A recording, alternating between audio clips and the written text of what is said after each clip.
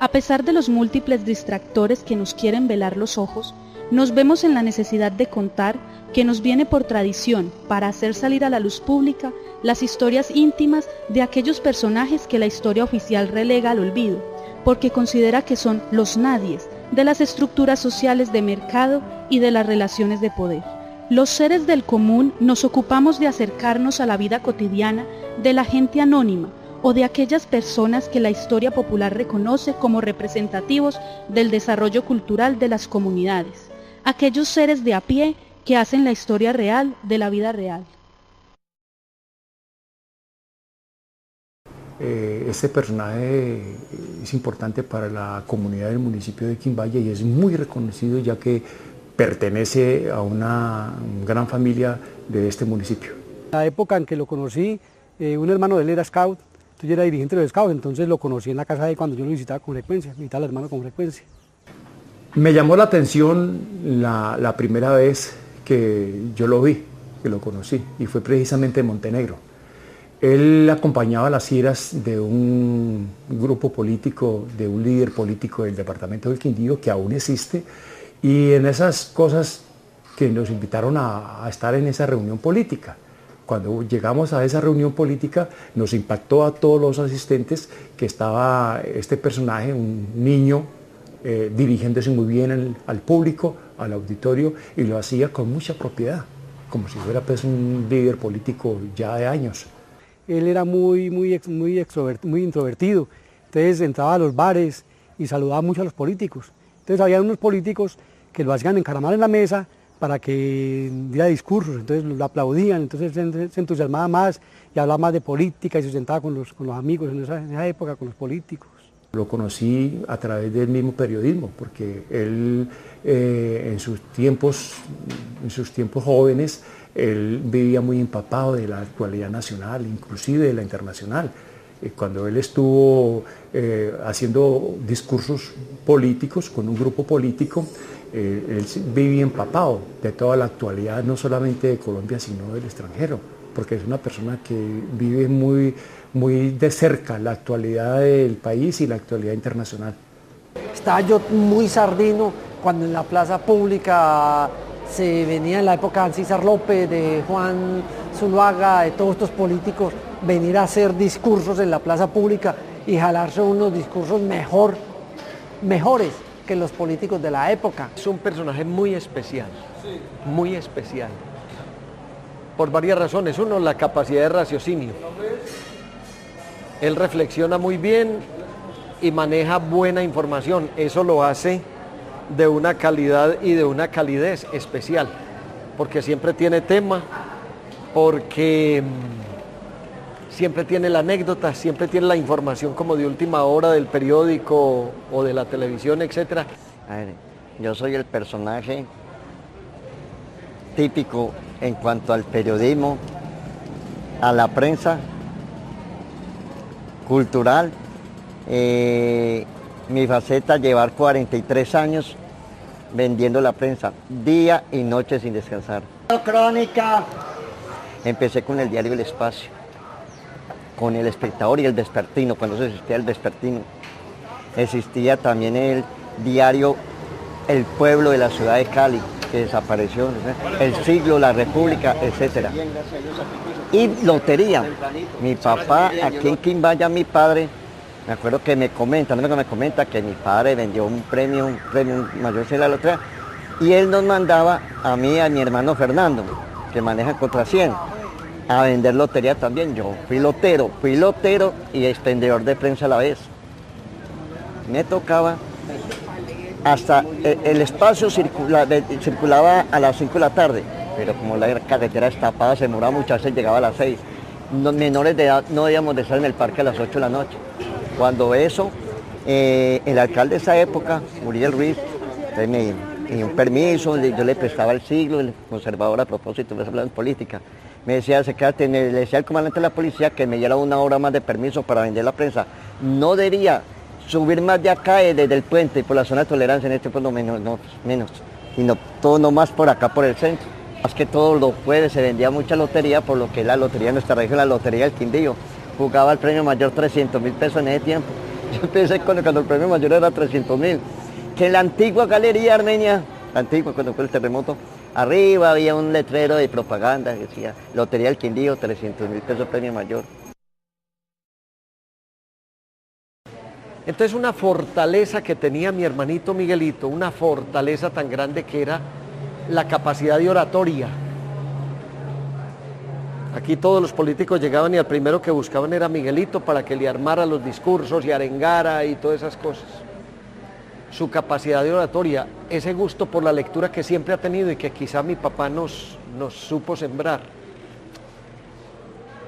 unido pues a una facilidad histriónica para él echar sus cuentos, hacen que desarrolle un perfil y una figura típica que es la que representa a Miguelito, única. Ese personaje no lo tenemos repetido aquí ni en ninguna otra parte. Claro, en el tiempo yo lo conocí, él era estudiante y él terminó, no volvió a estudiar precisamente por el licor. Luego él volvió a entrar a la nocturna y estaba pues ya tan adulto que los estudiantes pensaban que era profesor y le decían profesor, y por lo que él hablaba tanto y como tiene tanto conocimiento de todo, entonces creían que era profesor y él feliz porque le decían profesor, pero debido a su problema entonces no volvió a estudiar tampoco. Su forma de ser, por ser una persona que mantiene a media caña ya todos los días con su traguito, eso lo lleva a ser muy saludable y a hablar con todo el mundo. Es una de las causas, digamos, por las cuales yo decidí decirle a Miguelito, de ahora en adelante usted me va a repartir suscripciones como para hacerlo sentir que él es útil, que él puede trabajar. Entonces, Miguel, usted va a repartir la prensa y por eso se va a ganar una plata, y entonces eso lo lleva a él a decir, bueno, yo también voy a vender prensa, fuera de que va a repartir suscripciones. Entonces mantiene todo el día andando el municipio y es el popular Miguelito. Uno no le da plata para tomarse una cervecita, pero no falta todos los días en alguna mesa, en alguna esquina en quien vaya, que lo llamen, venga Miguelito, tómese la primera. Trabajar, a veces tomé mis aguardienticos, realmente, chirinches, pero pregúntale a mi madre, nadie lo puede decir que vaya que me vean un escándalo, me vean en un comando de policía, jamás. Entonces, como se comporta, el comportamiento mío es excelente, es único. Lo mismo que te dice Miguelito, me joven y todo acá, que más ya tiene el aguardientico y todo eso.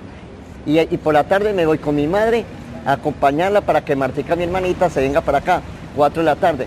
Después me voy porque yo en estos momentos, en mis alimentos, en la casa, el arreglo de ropa, pero ahí abajo en la casa hay una residencia, si ahí es donde habito, donde duermo, mejor dicho, sí. Pero temprano, pero eso no me ven aquí por la calle, no.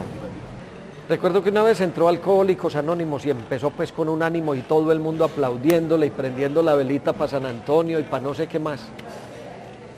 Y todo el mundo celebrando, ánimo Miguelito, solo por hoy no va a beber, hermano, hágale, camine, bueno. Todo el mundo más contento que un berraco. Cuando al próximo fin de semana se emborrachó hasta las pulgas y pasó por el frente donde era la sede de Alcohólicos Anónimos y con las manos en el bolsillo, que es una pose característica de él cuando está bien borracho. Dijo, señorita, le dijo a la secretaria, señorita, me borra ahí de la lista porque esto aquí está muy bueno. No, qué bueno. Bien, común y corriente como todos los muchachos. Le dimos estudio, era muy, que le dijera, bueno conmigo muchacho. Tuvo mucho amor en el hogar, Jesús, como lo quiso tanto el papá. Sí, ese se me entregó al licor fue después, que se entregó al licor. Porque en vida de Jesús hizo 20 años, murió, se estaba como iniciando. Y usted sabe, Jairo, que falta el padre, no es lo mismo la madre. Y se fue a beber y a beber. Muchos. Él tenía unos padres maravillosos, unos hermanos maravillosos, unas amistades maravillosas, compartir con la gente, estar en muchos eventos, sea de ayuda o no, a ver, valga la pena. Cuando mi padre vivía, había unos eventos del Policarpa y sacar la prensa, por ejemplo, la prensa valía en ese tiempo 80, 90 pesos.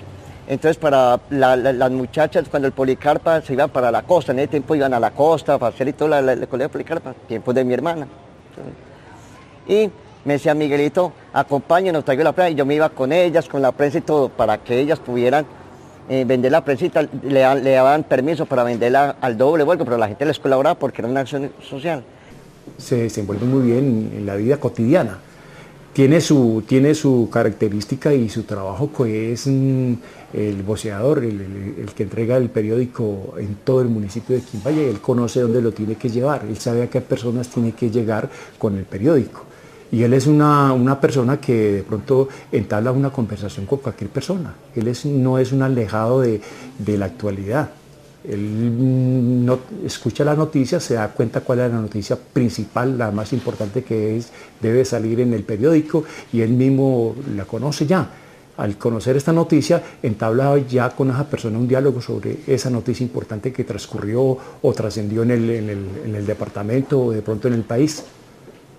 Como estudiante fue muy brillante y se creía que iba a ser uno de los más sobresalientes de la familia, pero el licor lo llevó al estado en el que se encuentra en estos momentos. Pues él estudió, tenía sus amigos y estudió y se retiró como que fue de cuarto, me parece. Y le rogamos, no es posible. Sí, él es inteligente ese muchacho. ¿Sabe quién no quiso mucho para descansar? Marconi Sánchez. Decía, Miguel, ve a juiciarte, Miguel, ve, yo te educo. Le dijo una vez, fue a la casa Marconi, pero pudo más el vicio que la razón, mijito. Primero que todo, no haber terminado los estudios. Me pesa en el alma, tuve todo el apoyo. Frustración. Le digo de corazón que en estos momentos, no es porque no, hubiera sido alcalde de Quimbaya. Y con el honor del mundo lo digo, y como concejal, póngale cuidado, tuve el honor de estar en Ibagué con Belisario Betancourt, con Misael Pastrana Borrero, estar con ellos, irnos para Hotel Ambalá. Yo tuve en mi época, sí, Jairo, y conseguir becas. Yo conseguí becas en ese tiempo. A mi hermano que murió, Francisco Javier, y a Chucho, puede preguntarles a ellos, y verá que por medio de Juan Zuluaga y Octavio Álvarez Arango, el secretario de Gobierno, cómo yo tenía un prestigio el Berriondo. Personaje típico, sí, así.